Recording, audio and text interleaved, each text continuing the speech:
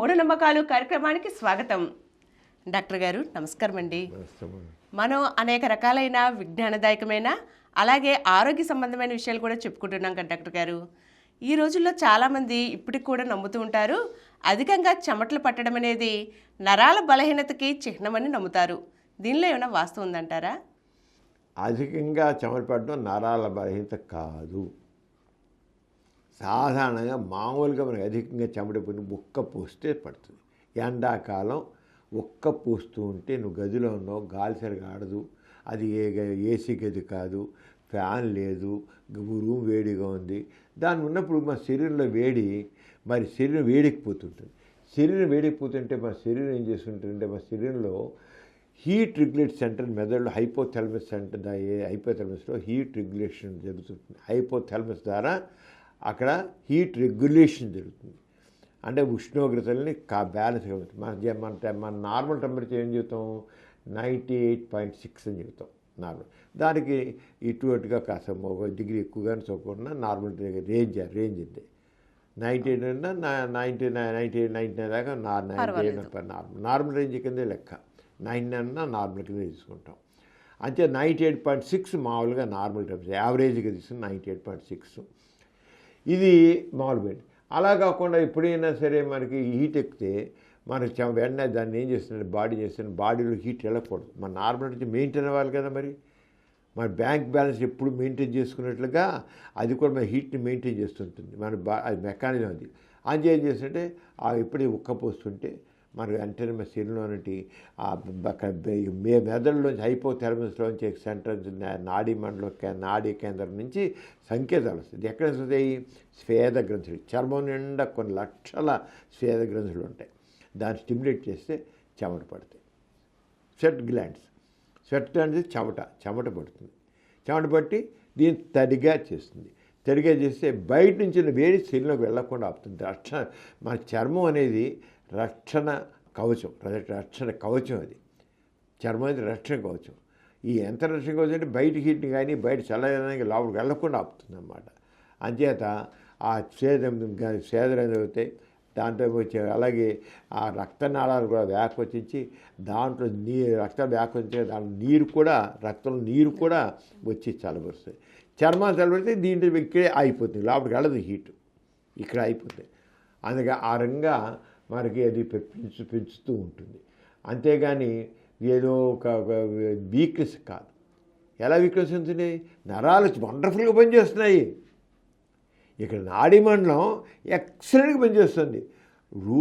మనం ఉన్న గది ఒక్క పోస్తుంటే చెమట పట్టిందంటే మన నాడీ మండలం మన శరీరంలో నరాలు ఎక్సలెంట్గా పనిచేస్తుంది లెక్క అనమాట.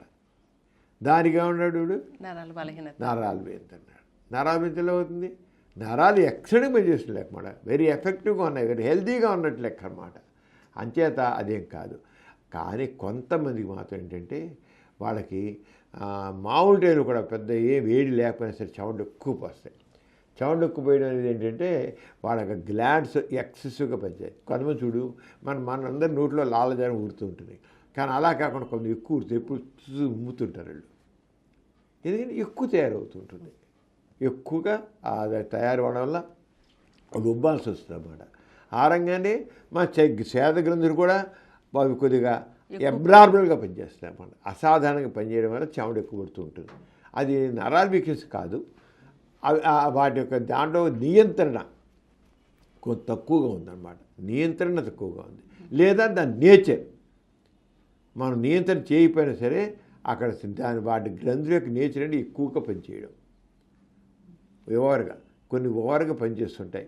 అలా ఓవర్గా పనిచేస్తాయి కొంతమంది శరీరంలో. అవి అంతేగాని అదే రకంగా కూడా నరాల బలహీనత కాదు. చెమట కొంత చెమటలో తెగబూస్తుంటాయి. వాళ్ళ బట్టలు ఊరి తడిసిపోయి చెమట వాసన కుడుతుంటారు వాళ్ళు అప్పుడే స్నానం చేస్తారు, గంట కూడా అవ్వదు, చెమట వాసన వేస్తుంటారు. ఎందుకని? వాళ్ళకి ఎక్కువ చెమట పోస్తుంది. అది జబ్బు కాదు. వాళ్ళు ఫుల్గా మామూలు చాలా బాగుంటారు, హెల్తీగానే ఉంటారు. వాటి నేచర్ అన్నమాట. ఆ గ్లాండ్స్ కొద్ది అది అయితే ఎప్పుడు ఉండవు, కొంతకాలం తగ్గిపోతాయి, నార్మల్కి వచ్చేస్తాయి. కొంతకాలం పాటు అవి ఉంటాయి. కానీ నాకు తర్వాత బాడీకి అది అకామిడేట్ అయిపోయి ఇది అయిపోతాయి. కొంతమంది ఎక్కువ కాలం ఉంటాయి, కానీ ఎక్కువ మంది మాత్రం చాలామందికి అడ్జస్ట్ అయిపోతాయి. మొదట్లో అది అడ్జస్ట్ అయిపోతాయి.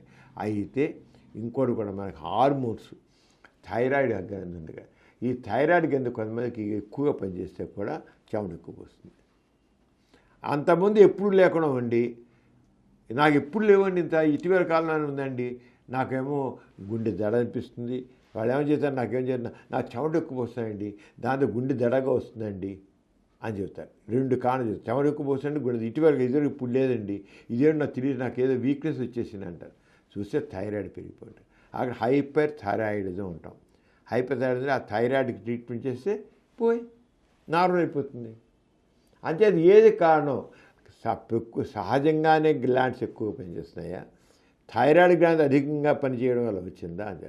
కొంతమంది థైరాయిడ్ గ్లాండ్స్ తక్కువగా పనిచేస్తున్నాయి, హైపో థైరాయిడ్ అంటాం. మాకు థైరాయిడ్ ఉంటాం, వాళ్ళకి అసలు చెమట పోయేది. ఇదేంటి నాకు అర్థం కదండి, వాళ్ళకి ఊరికి చెమట పోస్తాయి, ఎండాక నాకు అసలు చెమటే ఉండదని అంటారు. అక్కడ థైరాయిడ్ చూడాల్సిందే. వాళ్ళకి చెమట నా చుట్టూతురాలకి చెమట ఎక్కువ పోస్తాయండి, వాళ్ళు నాకు చేదు పైగా వాళ్ళందరూ చెమట పోసి హాయిగా ఉంటారు, నాకు చెమట పోయి కూడా పోయిపోవడం వల్ల నేను చెమట పోయట్లేదు, నా హ్యాపీ కాదండి, నేను రెస్ట్రెస్ అయిపోతుంటాను నేను అంటారు. ఎందుకని గది ఒక్కగా ఉంది, తక్కిన వాళ్ళ దగ్గర చెమట ఎక్కువ పోసింది, చెమట ఎక్కువ పోసి చక్కగా అక్కడ బాడీ కూల్ చేస్తుంది చెమట, వీడికి కూల్ చేసిన యంత్రం పోయింది కదా, థైరాయిడ్ గ్రంథి సరిగ్గా పనిచేయడం దాంతో చెమట పట్టకపోవడంతో వీడికి ఒళ్ళు ఎడికిపోతుంటుంది, తిక్కగా ఉంటుంది, బాధగా ఉంటుంది. అంచేత చెమట ఎక్కువ పోయడం తక్కువ పోయడం కాక దేనివల్ల చూస్తాం కొంచెం థైరాయిడ్ మాత్రం దృష్టిలో పెట్టుకోవాలి. థైరాయిడ్ గ్రంథి ఎక్కువ ఉంటుంది. అలాగే కొంతమంది యాంగ్జైటీ ఉంటుంది. యాంగ్జైటీ అంటే అనవసరమైన కంగారు, గాబరా, ఆందోళన, స్ట్రెస్ ఫీల్ అవుతుంటారు కొంతమంది. ఆ స్ట్రెస్ ఫీల్ అయ్యే వాళ్ళకి యాంగ్జైటీ అంటే ఆందోళన ఉన్న వాళ్ళకి, కంగారు ఉన్న వాళ్ళకి, గాబరా ఉన్న వాళ్ళకి, భయం ఉన్న వాళ్ళకి చెమట ఎక్కువ పోస్తుంది. ఆ టైంలో నర్వ్ సిస్టమ్ ఎక్కువగా చేసి స్టిమ్యులేట్ చేసి ఈ స్వేద గ్రంథి స్టిమ్యులేట్ చేస్తాయి అన్నమాట. అంచేత కొంతమంది నర్వస్ కొంటారు, వాళ్ళ మొఖాలు కళ్ళు చూస్తుంటే అనుకుంటే ముఖం చూస్తే తెలిసిపోతే వాళ్ళకి యాంగ్జైటీ ఉందని. యాంగ్జైటీ డిజార్డర్ కూడా చెమట ఎక్కువ కాదు, అది నరాల జబ్బు కాదే, మానసిక జబ్బు, మానసిక కారణం. యాంగ్జైటీ ఉండవు, యాంగ్జైటీ ఉన్న వాళ్ళకి ఆ చెమట ఎక్కువ వస్తాయి. అందుకే ఏ నరాల జబ్బు, నరాల బలహీనత కాదు, మనకు ఏదైనా గ్రంథుల పరంగా థైరాయిడ్ గ్రంథి అవ్వచ్చు, లేదా మానసికంగా యాంగ్జైటీ అంటే కంగారు, గాబరా, ఆందోళన, భయం ఇలా ఉంటే కూడా దానివల్ల కూడా చెమట ఎక్కువ వస్తాయి. అది ఏది కారణం చూసి దానికి చికిత్స చేస్తే అయిపోతుంది, కానీ నరాల బలహీనత కాదు. దాని నరాల మీద అనము, చెమట ఎక్కువ పట్టినాను, పట్టకపోయినాను, తక్కువ పట్టినాను, దానికి కారణం బట్టి చికిత్స చేస్తాం. చెమట పట్టడానికి కారణం మన స్వేద గ్రంథులే. అవి అధికంగా పనిచేస్తే కొందరిలో అధికంగా చెమటలు పడతాయి. అలాగే దీనికి గల ఇతర కారణాలను కూడా డాక్టర్ గారు వివరించారు కదండి.